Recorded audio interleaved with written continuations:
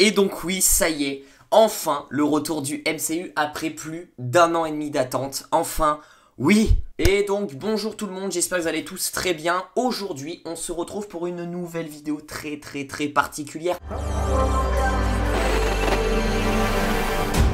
En ce vendredi 15 janvier, on va parler des deux premiers épisodes de WandaVision, de la série WandaVision, la première série originale Disney+, et aussi la première série de la phase 4 du MCU. Une série que beaucoup de gens attendent, parce que voilà, ça a été polémiqué un petit peu, c'est une série qui va être un petit peu, qui va être abordée de différentes manières, un petit peu différent des films qu'on a pu voir. C'est une série qui va teaser le multiverse, qui va avoir un lien avec Doctor Strange 2, etc. etc. Donc vraiment, c'est une série où on l'attend vraiment beaucoup au tournant. Et donc les deux épisodes sont sortis ce matin sur Disney+, et je vais vous faire un petit peu mon avis sur les deux épisodes, bien sûr avec spoiler. Donc si vous n'avez pas vu les deux premiers épisodes, quittez la vidéo tout de suite parce que je suis obligé un petit peu de spoiler, même s'il n'y a pas énormément de spoil au départ de la série WandaVision. Mais voilà, quittez quand même la vidéo ceux qui n'ont pas vu et revenez dès que vous avez vu les deux premiers épisodes. Donc pour ceux qui ne connaissent pas le synopsis, donc ça se passe après les événements de Avengers Endgame. Wanda du coup crée une réalité alternative où dans cette réalité, elle est mariée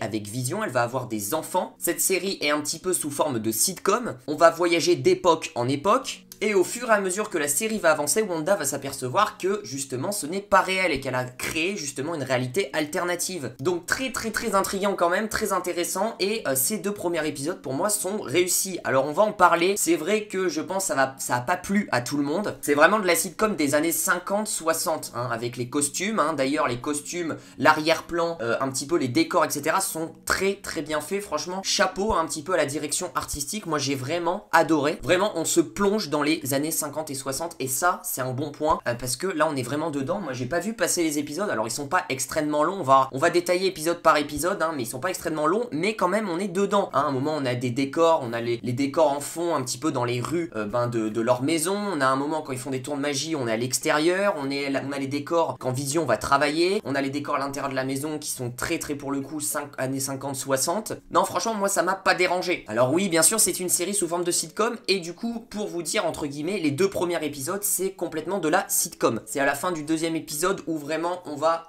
monter d'un échelon et on va passer à autre chose. Mais là, ces deux épisodes, c'était sous forme de sitcom, c'est-à-dire un petit peu à Ma sorcière bien aimée, ça m'a fait extrêmement penser à ça, ils sont inspirés un petit peu de ce show. On a du coup les rires un petit peu des spectateurs en fond, dès qu'il y a des petites blagues. Et d'ailleurs, en parlant des petites blagues un petit peu, parce que dans les sitcoms, c'est un petit peu le point principal, de faire un petit peu des petites blagues. Et là, ça va, parce que je m'attendais à ce que les blagues soient un petit peu trop cucu. Et là ça va, elle passe bien, j'ai plutôt rigolé, on va pas se mentir, donc voilà. Et puis il y en a pas 50 000 de blagues, donc ça bouffe pas le scénario principal et l'intrigue principale. Donc franchement ils ont bien équilibré un petit peu la dose, donc c'est plutôt pas mal. Voilà, un petit peu comme je vous ai dit dans Ma sorcière bien aimée, un petit peu parce que les éléments bougent un petit peu à la main, les objets, Wanda elle se sert de ses pouvoirs ainsi que Vision pour faire la cuisine etc. Enfin je trouve que c'est bien fait. C'est vrai que c'est une grosse prise de risque de la part du MCU de faire une sorte de sitcom parce que ils sortent un petit peu de leur zone de confort et je trouve ça super intéressant, surtout pour lancer la phase 4. Pour parler vite fait aussi du duo Elizabeth Olsen, Paul Bettany, c'est un duo parfait, je trouve qu'ils sont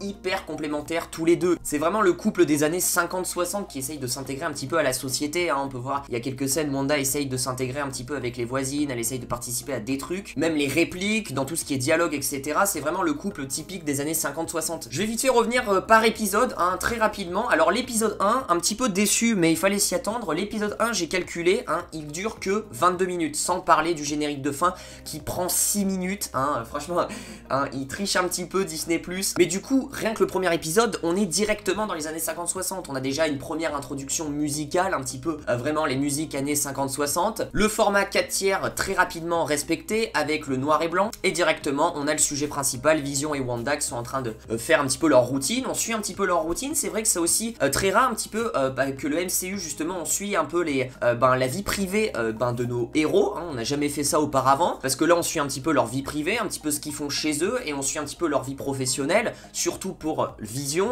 qui va au boulot, qui va justement après inviter son boss qui va venir manger. Vision commence à se faire des amis au boulot, et ils essayent aussi de s'adapter un petit peu à ce nouveau monde, on va pas se mentir, parce que Wanda, on voit parfois, on va reparler un petit peu de ses frayeurs, où elle est de retour un petit peu dans la réalité, où il y a le Sword à côté. On a d'ailleurs une référence à Stark Industries dans dans l'épisode 1, j'étais assez choqué, je sais qu'on allait avoir beaucoup de références, et en fait on a une première pub, hein, un petit peu, ça aussi c'est un petit peu, enfin ça critique un petit peu les 30 glorieuses, hein, cette époque-là, où justement la femme ménagère, un petit peu toutes ces affiches publicitaires, où la femme était mise en avant et était justement chez elle en train de faire la cuisine, etc. Et bah là c'est un petit peu aussi dénoncé, où on a une pub justement de grille-pain, où il y a une femme qui est hyper contente du coup, avec ses grille-pains, elle fait cuire ses toasts, et on a à côté l'homme qui va travailler, etc. et qui présente la pub, et le grille-pain c'est Stark Industries. Donc c'est une petite référence, j'ai trouvé ça très très sympa. Et du coup dès le premier épisode on est directement plongé dans l'intrigue, on a directement du suspense, des rebondissements entre guillemets, c'est ça qui est cool. Je me suis dit ouais, dans l'épisode 1 bah ça, il va rien avoir,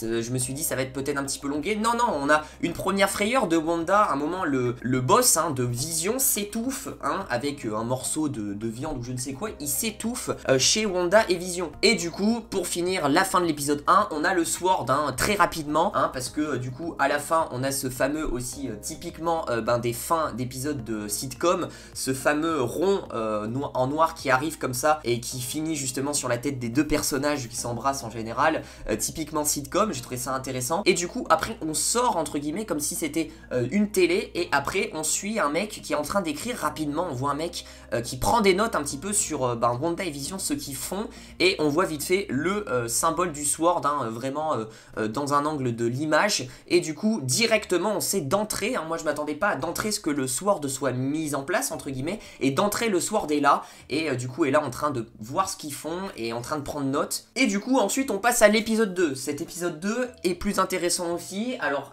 je dirais après si j'ai préféré l'épisode 1 ou l'épisode 2. Il est plus intéressant parce que déjà il dure 10 minutes de plus clairement, donc voilà, au lieu de 22 minutes on a à peu près 32-33 minutes, peut-être pas, peut-être une demi-heure je crois, un truc comme ça, mais en tout cas on a plus de contenu. On est toujours en noir et blanc, toujours, on est dans l'esprit sitcom, on continue à suivre un petit peu le train de vie de Wanda et Vision. Cette fois-ci, dans l'épisode 2, Wanda et Vision vont s'intégrer un petit peu plus à la société, c'est-à-dire qu'ils vont participer un petit peu aux fêtes voisines, surtout pour promouvoir, je crois, pour soutenir l'école Westview, ils vont faire un tour de magie, donc ils s'entraînent, etc. On a des petites scènes d'humour chez eux, c'est très très marrant, et on a une nouvelle frayeur, une sorte de, pas de rebondissement, mais une nouvelle frayeur, entre guillemets, de la part de Wanda et Vision, où encore Wanda va entendre un bruit, et va sortir chez elle, et elle voit un hélicoptère, un avion, enfin ça doit être un hélicoptère, un jouet, posé sur le buisson, sur un buisson dehors de chez elle, un hélicoptère en couleur, alors que tout est en noir et blanc, l'hélicoptère est en couleur, et sur l'hélicoptère on a encore une fois le logo du Sword. Donc c'est pas un truc incroyable, mais on a encore une petite frayeur où Wanda se pose encore des questions et ça devient de plus en plus inquiétant.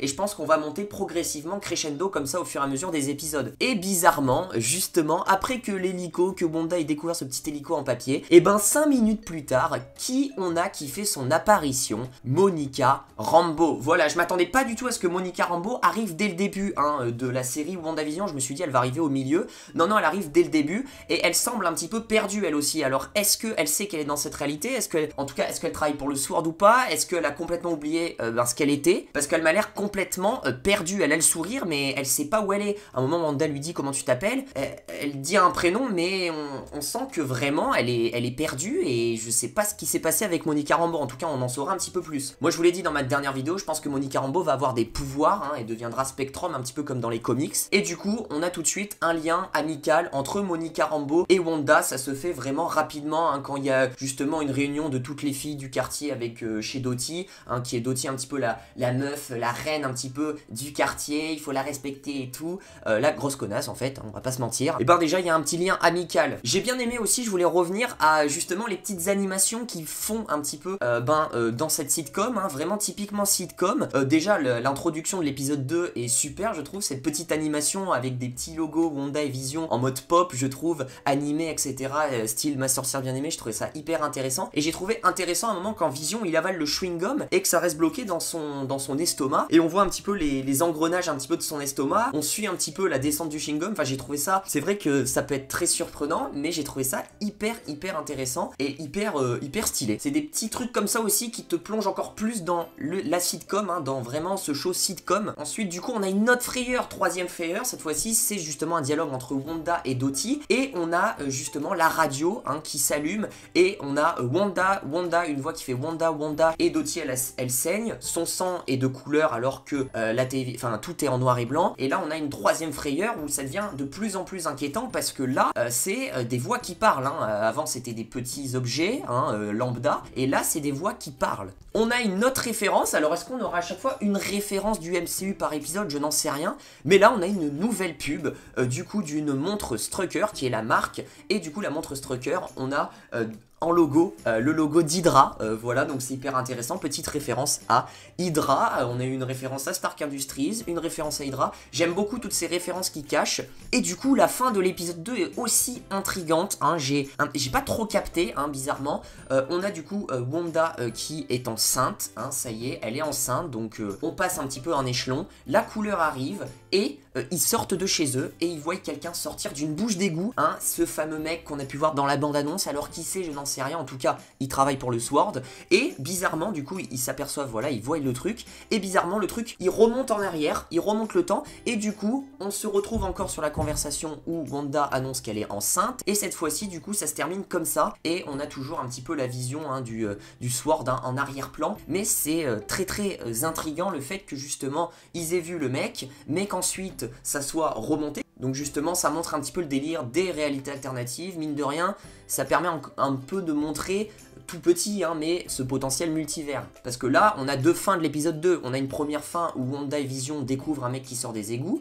Et on a une deuxième fin qui, celle-là, sera du coup la bonne fin, où on a justement Wanda et Vision qui s'embrassent, etc. Et qui sont, que Wanda est enceinte, ils sont heureux, etc. Voilà un petit peu, je voulais détailler un petit peu tout ce qui m'a marqué dans les deux premiers épisodes. Je savais pas trop comment tourner cette critique. J'ai quand même préféré l'épisode 2 à l'épisode 1 qui est un peu plus complet et justement on a un peu plus de suspense, de rebondissement comme je vous l'ai dit, avec plus de frayeur. Monica Rambeau qui arrive, enfin il y a pas mal de trucs hyper intéressants dans l'épisode 2 malgré que l'épisode 1 soit une bonne mise en introduction, un petit peu de cette sitcom, hein, ce qui est bien réussi. Donc j'ai hâte vraiment d'être à la semaine prochaine, certainement la semaine prochaine la critique sortira samedi, pas vendredi parce que je suis en cours et j'aurai pas le temps, mais il y aura bien une critique. Du coup je vous dis à très vite, n'oubliez pas de lâcher le petit pouce bleu, de vous abonner, ça fait toujours plaisir. Je vous fais plein de bisous, prenez soin de vous, ciao ciao.